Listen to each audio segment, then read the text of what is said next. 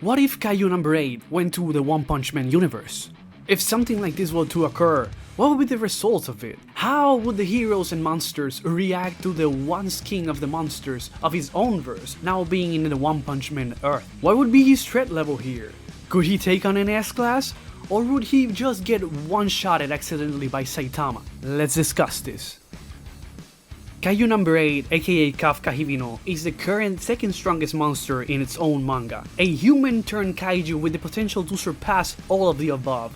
Kafka is someone ever since season 1 has performed incredible feats such as when he punched away a yo-yo bomb into the sky, a feat calculated to upwards of Iceland level, which is a level of power that is surprisingly consistent amongst the top tiers of the verse. Like how Mina Ashiro can one-shot blasting apart giant kaiju, or how Kafka, by merely transforming into Kaiju number 8 while fighting Kaiju number 13, was also capable of releasing a shockwave, which was also calculated into those Iceland levels of energy. And even these types of feats on the Iceland tiers of power may not be the top of what the verse has to offer, given number 9 skills far above this, and Kafka is currently going blow for blow with him.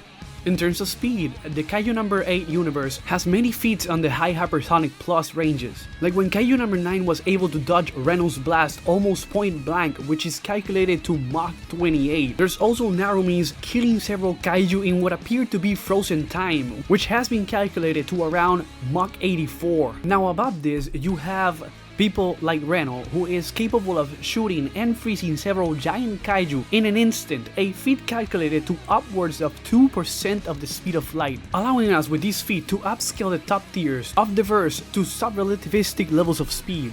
So, right now we have Kaiju number 8, aka Kafka, scaling to Iceland tiers in terms of strength and reaching those massively hypersonic to sub-relativistic tiers in terms of speed. So how would that actually fare against the One Punch Man universe? When it comes to the monsters of the One Punch Man universe, there is no shortage of overwhelmingly powerful ones to talk about, all of which go through the process of being given a threat level that tells us, the audience, and the heroes in the story more or less how strong a monster really is. So, if Kaiju number 8 was to be on the One Punch Man world, what threat level will he be given? In order to answer such questions, we first need to assess the overall power levels of monsters in each level. I will be going straight to Demon and Dragon level threats and excluding the levels of Wolf and Tiger for reasons y'all will see very soon. Demon, the threat level where a monster can endanger an entire city or its functionality.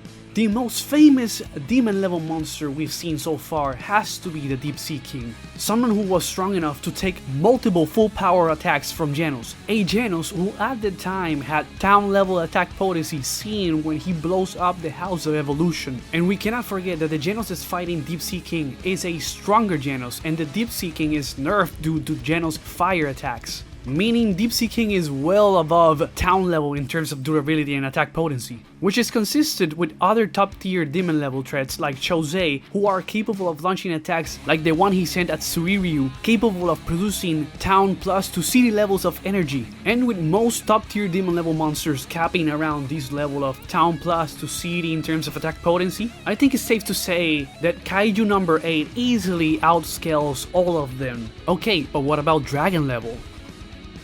Dragon is the threat level of a monster capable of endangering multiple cities. This threat level is the home of some of the most OP monsters in the entire series, but it is also the classification with the largest gap in terms of power between individuals. Because on the one hand, you have beings early on the show like Beefcake and Vaccine Man having city level attack potency, and much later on you have guys like Homeless Emperor being capable of throwing attacks powerful enough to destroy mountain ranges.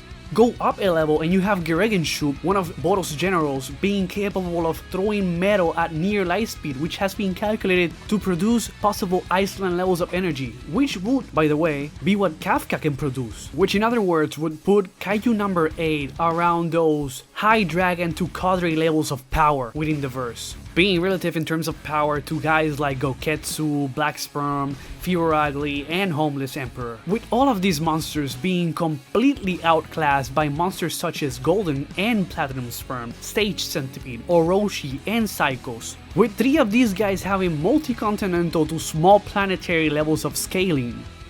Now when it comes to the speed of the One Punch Man verse, is where Kafka will find it really hard to suck up to even the weakest of dragon level threats, as most, if not all dragons scale far higher than a Season 2 Genos who could react and counter lasers. They would also scale above people like Awakened Cockroach, who is stated on panel to move at light speed, with beings such as a Orochi in his base form being capable of easily capturing him, with most of the cadre level beings being unfazed at the sight of such a feat. There is also the fact that the cadres scale directly to the higher ends of heroes who are all leaps and bounds above a Season 2 Genos who struggled with a high demon level threat such as G4, aka the one responsible for the lasers attack mentioned previously. So with Kaiju number 8, best feats being him being capable of scaling to sub-relativistic, it does make an argument for him having a shot against being stronger than Deep Sea King in terms of speed, but it also makes him fall short against the mid to high dragons who scale closer to his strength. So in other words, how does Kaiju number 8 do in the One Punch Man world? How far does he get? What is his threat level? Well, I have no doubt in my mind that with the power Kafka has shown, he be classified as a dragon level monster, with power similar to that of the stronger cadres. Unfortunately for him, if he were to be hunted down by the heroes, most of the S-Class heroes, with probably the only exception being Tank Top Master, would end up outspeeding and blitzing the human-sized Kaiju.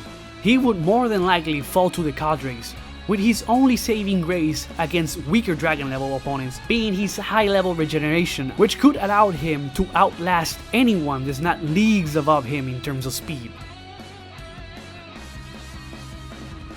Okay, I had a lot of fun making this video, so those of you who stayed with me so far, please make sure to leave a comment down below saying Dragon Level Kafka.